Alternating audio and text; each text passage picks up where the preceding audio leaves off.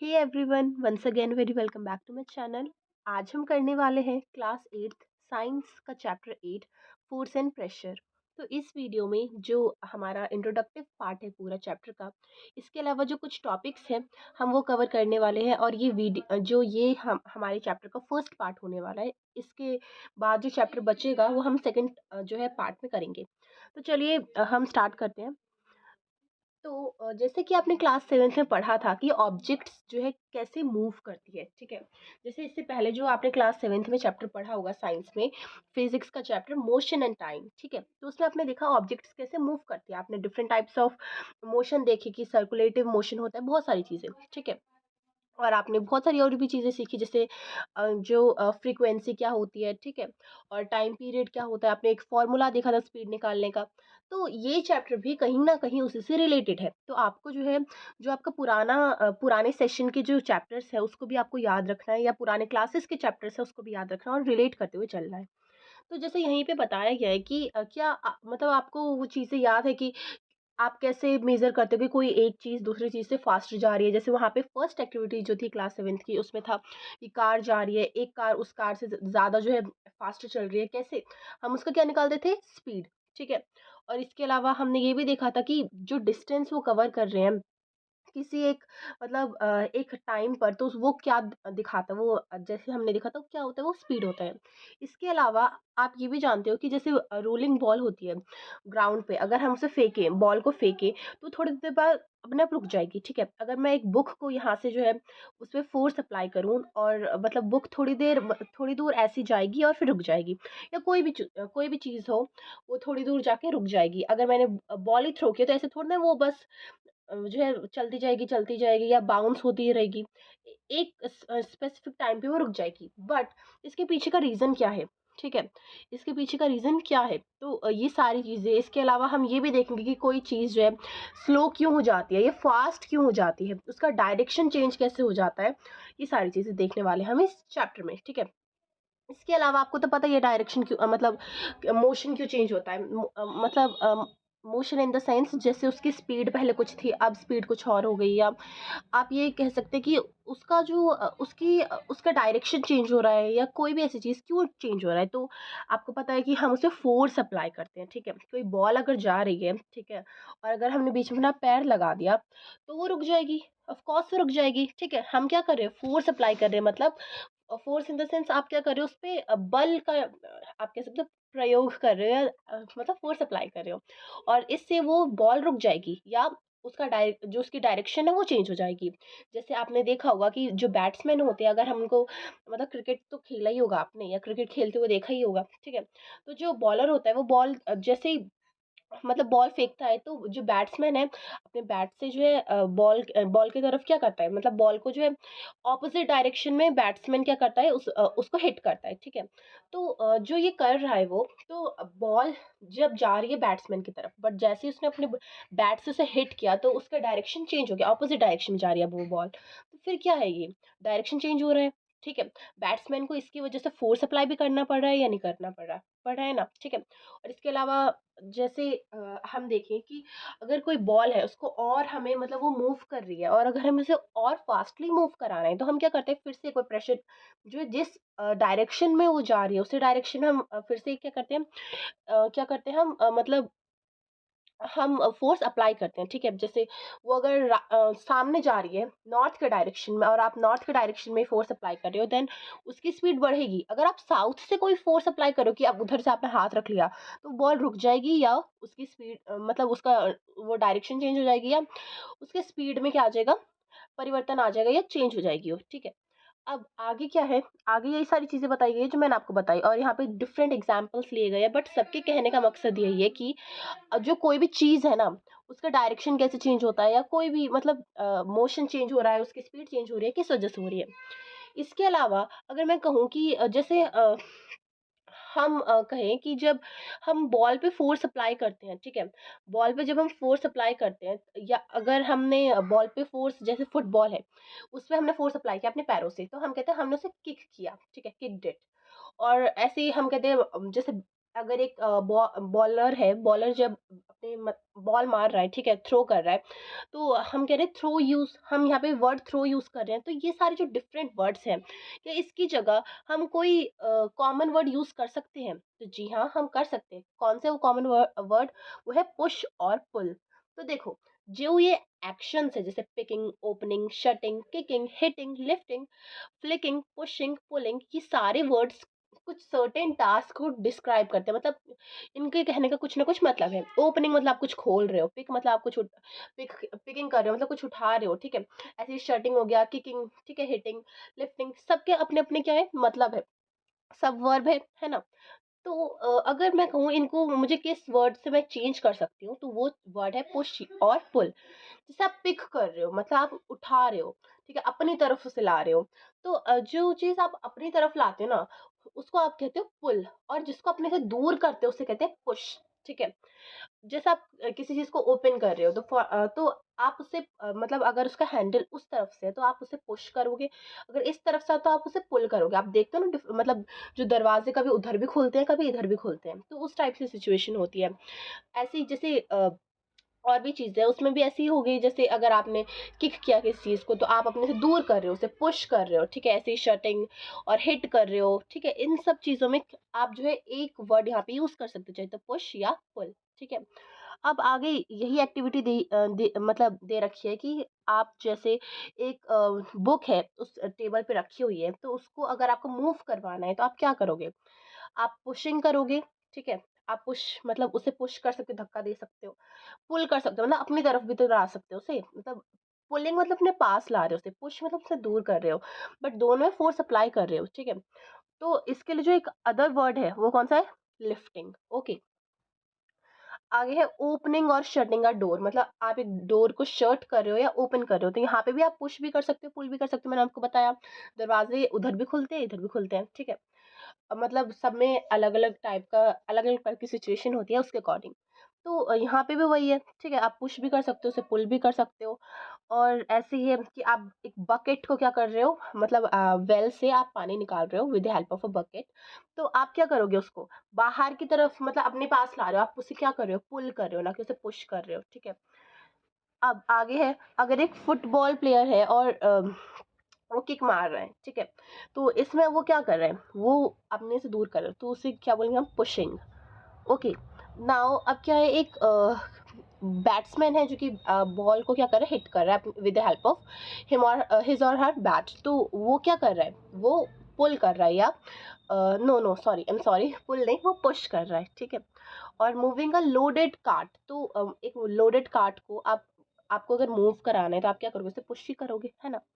Opening a drawer, तो drawer को भी ओपन कर रहे हो आप, शट नहीं कर रहे, ध्यान से सुनो, ओपन कर रहे हो, तो आप क्या करोगे, पुल करोगे, ठीक है। अब यहीं आगे यही चीज बताई गई है कि ये सारी जो एक्शंस है इसको हमने ग्रुप किया पुश और पुल में, ठीक है। तो यहाँ से हम क्या समझते हैं कि कोई भी ऑब्जेक्ट जो कि मूव कर रही है, तो चाहे तो वो मतलब वो कैसे मूव करे, चाहे तो हम उसे पुश कर रहे हैं या चाहे हम उसे पुल कर रहे हैं, ठीक है।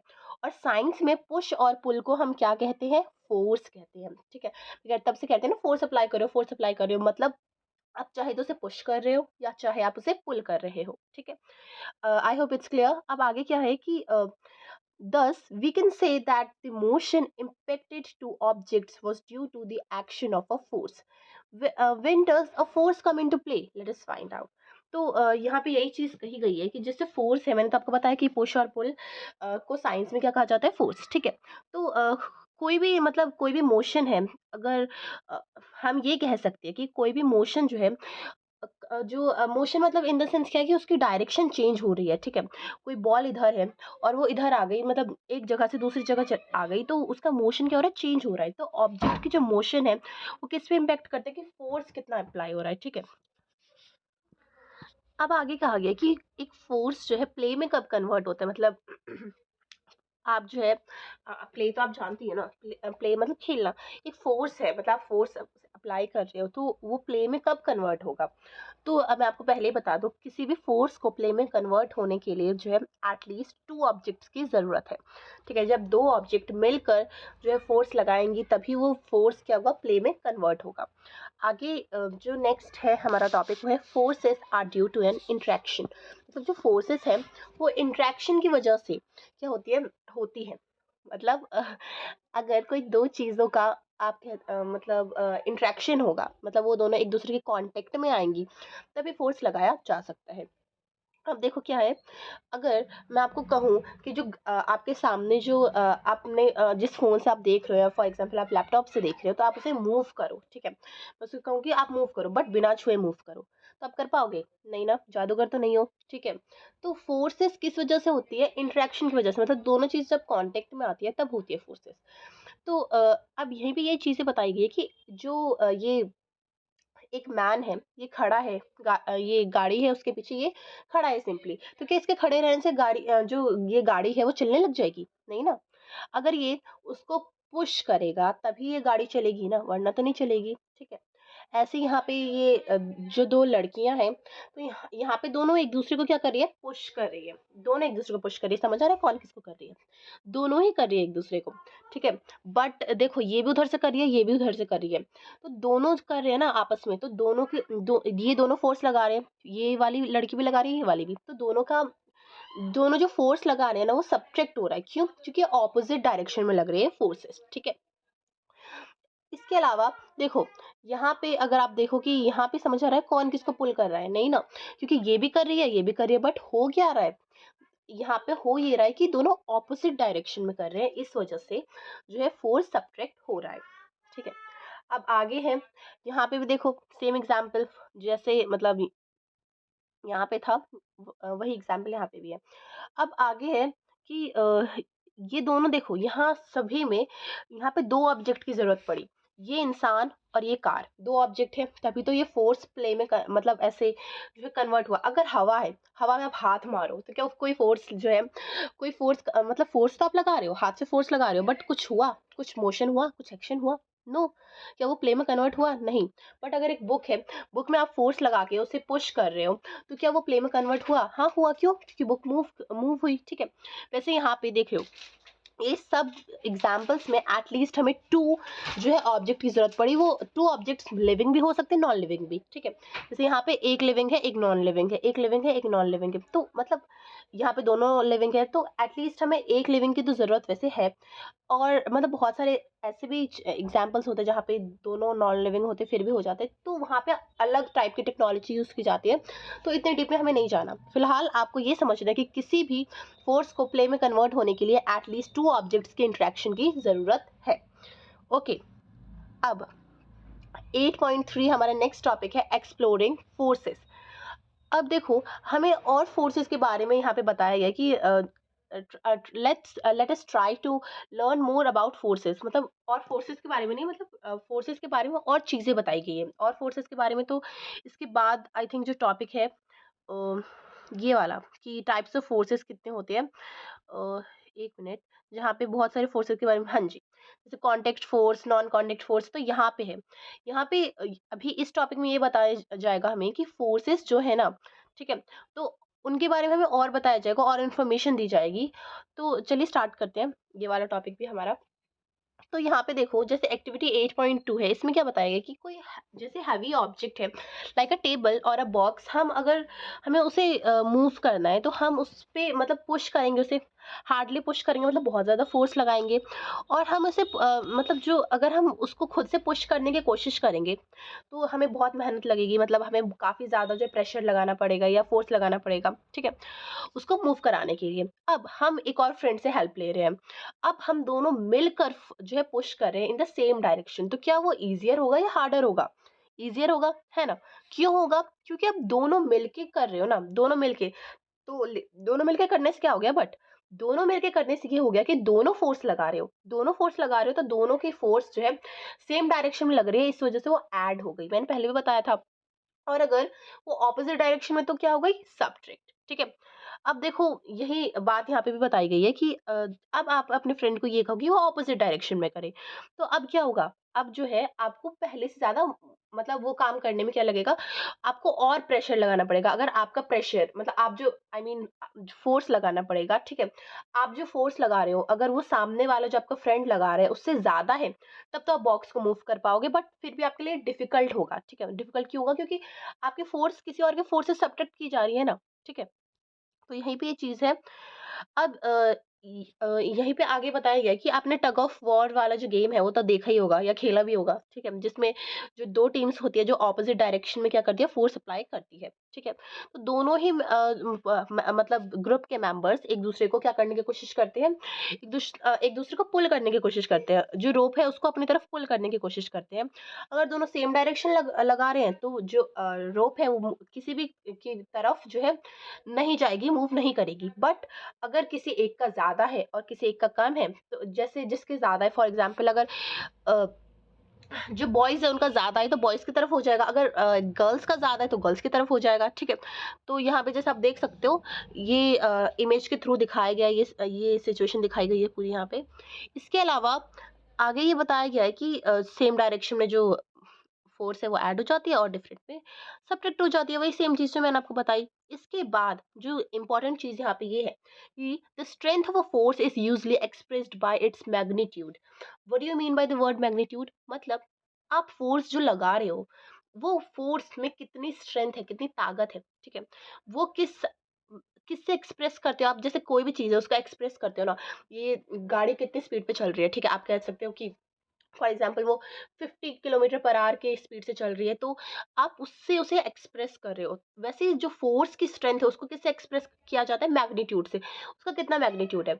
आप कैसे एक्सप्रेस करोगे? फॉर एग्जाम्पल अगर यहाँ पे ये जो एग्जाम्पल ए है आपका यहाँ पे, तो यहाँ पे देखो दोनों फोर्स लगा रहे हैं, तो दोनों जो फोर्स लगा रहे हैं फॉर एग्जाम्पल ये 5 जो येलो टी शर्ट वाला है वो 5 न्यूटन लगा रहे हैं, ठीक है? आई मीन येलो शर्ट वाला है वो 5 न्यूटन लगा रहे हैं और ग्रीन वाला जो है 10 न्यूटन का लगा रहा है, तो दोनों को हम ऐड करेंगे तो आंसर क्या आएगा? 15 न्यूटन। तो ये क्या है? ये हमारे मैग्नीट्यूड मतलब जो स्ट्रेंथ ऑफ फोर्स कितनी है, आप दोनों को ऐड करोगे, अगर अगर ऑपोजिट डायरेक्शन में तो सब्ट्रैक्ट करोगे, ठीक है? यही होता है हमारा मैग्नीट्यूड, मतलब स्ट्रेंथ कितनी है फोर्स की। उसको एक्सप्रेस करने के लिए हम क्या यूज़ करते हैं? मैग्नीट्यूड यूज़ करते हैं, ठीक है?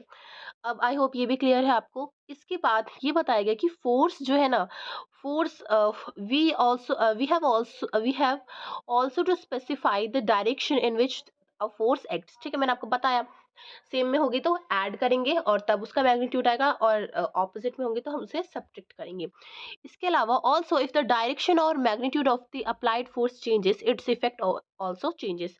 अगर उसका मैग्नीट्यूड चेंज हो रहा है, जो मतलब कोई ऑब्जेक्ट है उस पे जो मैग्नीट्यूड लगाया जा रहा है वो चेंज हो रहा है, या अगर उसकी डायरेक्शन चेंज हो रही है, जो मतलब इसका क्या मतलब है, जो अप्लाइड फोर्स है वो चेंज हो रहा है, अप्लाइड फोर्स चेंज हो रहा है, तभी तो डायरेक्शन उसकी चेंज हो रही है या मैग्नीट्यूड उसकी चेंज हो रही है। तो इसका मतलब क्या है? जो इफ़ेक्ट उस पे पहले हो रहा था, फॉर एग्ज़ाम्पल एक बॉल मूव कर रही है, ठीक है? बॉल मूव कर रही है और बॉल पे आप मतलब बॉल पे आपने फ़ोर्स उसके सेम डायरेक्शन पे लगाया तो स्पीड से मूव कर रही है, बट ऑपोज़िट में लगा दिया तो क्या हो गया? अब उसकी डायरेक्शन चेंज हो गई। तो अब पहले जो वो इस डायरेक्शन में मूव कर रही थी, फॉर एग्जाम्पल अगर वो नॉर्थ में कर रही थी, अब आपने हाथ रख दिया, तो अब वो दूसरे डायरेक्शन में मूव करने लग गई, मतलब उसका इफेक्ट क्या हो गया? चेंज हो गया। और जो मैग्नीट्यूड है वो भी चेंज हो गया, क्योंकि जो बॉल जिस स्पीड से आ रही थी और आपके हाथ ने जितना फोर्स लगाया वो दोनों सब्ट्रैक्ट हो गए, ठीक है? दोनों के फोर्स सब्ट्रैक्ट हो गए। उसके बाद उसके बाद ही जो हमारा रिजल्ट आएगा, जो मैग्नीट्यूड आएगा वही तो होगा ना। तो यही बात यहाँ पे बताई गई है कि जो डायरेक्शन है, इफ द डायरेक्शन और the magnitude of applied force changes, अगर अप्लाइड फोर्स की जो मैग्नीट्यूड है या जो डायरेक्शन है वो चेंज हो रही है, तो जो इफेक्ट है वो भी अपने आप चेंज हो जाएगा। Okay, I hope it's clear. अब आगे यहाँ बॉक्स में बताया गया है कि does it mean that the net force on an object is zero if the two forces acting on it in opposite direction are equal। तो इसका मतलब क्या ये है कि अगर एक मतलब मैं आपको एग्जांपल से समझाती हूँ, जैसे ये आप बी वाले एग्जांपल में देख रहे हो कि ये ग्रीन शर्ट वाला बॉय भी यहाँ से फोर्स लगा रहा है और जो येलो शर्ट वाला है वो भी फोर्स लगा रहा है। अगर ग्रीन शर्ट वाले ने 5 न्यूटन फोर्स लगाया और येलो वाले ने भी 5 न्यूटन फोर्स लगाया, तो जो नेट फोर्स है मतलब हमारा रिजल्टिंग फोर्स है वो कितना होगा? तो दोनों के फोर्स मैंने बताया ऑपोजिट डायरेक्शन में सब्ट्रैक्ट हो जाएंगे। तो अगर 5 माइनस 5 करोगे तो क्या आएगा? 0 आएगा। तो क्या नेट मतलब यही पहेली कह रही है कि अगर ऑपोजिट डायरेक्शन में फोर्सेस लगाए जा रहे हैं और अगर वो इक्वल हो तो क्या नेट फोर्स 0 होगा? तो हाँ, 0 ही होगा। ठीक है? मतलब ये ऑब्जेक्ट मूव नहीं करेगी। ठीक है? अब जो आगे के टॉपिक्स हैं वो हम नेक्स्ट वीडियो में करेंगे। बस ये येलो वाला बॉक्स देख लेते हैं। In general, more than one force may be acting on an object. However, the effect of on the object is due to the net force acting on it. मतलब ज़रूरी नहीं है कि दो ही जो ऑब्जेक्ट है वही मतलब एक साथ आए या इंटरेक्शन हो उनका, या बस जो फोर्स है वो एक ही से लगे या दो ही से लगे, और भी हो सकते हैं। मतलब मैंने ये नहीं कहा कि बस दो से ही होंगे, मैंने कहा मिनिमम हमें दो की जरूरत है, बट दो से ज्यादा भी हो सकते हैं। ठीक है? और जैसे आप देखते हो ना बहुत सारे लोग जैसे टग ऑफ वॉर में बहुत सारे मिलके लगा रहे हैं ना एक साथ। ठीक है? बस दो ही ऑब्जेक्ट थोड़ी ना है। इसके बाद यहाँ पे ये बताया गया है कि however the effect on the object is due to the net forces acting on it. तो जो इफेक्ट है फोर्स का वो मतलब कैसे हम पता लगाएंगे कि जो नेट फोर्स उस पे काम कर रहा है ना, जैसे कोई ऑब्जेक्ट है उस पे जो फोर्स एक्ट कर रहा है, ठीक है, जो वो कितना फोर्स उस पे एक्ट कर रहा है वही उस पे इफेक्ट डालेगी। ये सारा मैं समझ रही हूँ कि आपको बहुत कंफ्यूजिंग लग रहा है, बट समझने की कोशिश करो। जैसे एक बॉल है, ठीक है, उस बॉल पे आप इधर से भी फोर्स लगा रहे हो, कोई वाला इधर से भी लगा रहा है, इधर से भी लगा रहा है, सबको प्लस माइनस सब्ट्रैक्ट करके ऑपोजिट में लगा रहे हैं, सेम लगा रहे हैं, सबको करके जो नेट फोर्स आया, नेट फोर्स के ही अकॉर्डिंग क्या होगा, नेट फोर्स अगर मतलब नेट फोर्स अगर ज़्यादा है तो फिर वो सेम मतलब और स्पीड बढ़ जाएगी, अगर नेट फोर्स क्या है कम है तो मतलब उसकी डायरेक्शन चेंज हो जाएगी, वो रुक जाएगी, कोई भी चीज़ हो सकती है। ठीक है? तो यहीं पे ये चीज़ बताई गई है कि जो नेट फोर्स है उसी के अकॉर्डिंग जो है उस ऑब्जेक्ट वो ऑब्जेक्ट के ऊपर इफेक्ट पड़ेगा। ठीक है? ये सिंपल सा इसका मतलब था। तो इसी के साथ यहाँ तक हमने कंप्लीट कर लिया। नेक्स्ट वीडियो में हम आगे के टॉपिक्स कवर करेंगे। ठीक है? तो आई होप जितना भी मैंने अभी तक समझाया उतना आपको समझ आया, और अगर कोई भी डाउट हो तो कमेंट में आप पूछ सकते हैं। चलिए मिलते हैं नेक्स्ट वीडियो में। Okay, bye.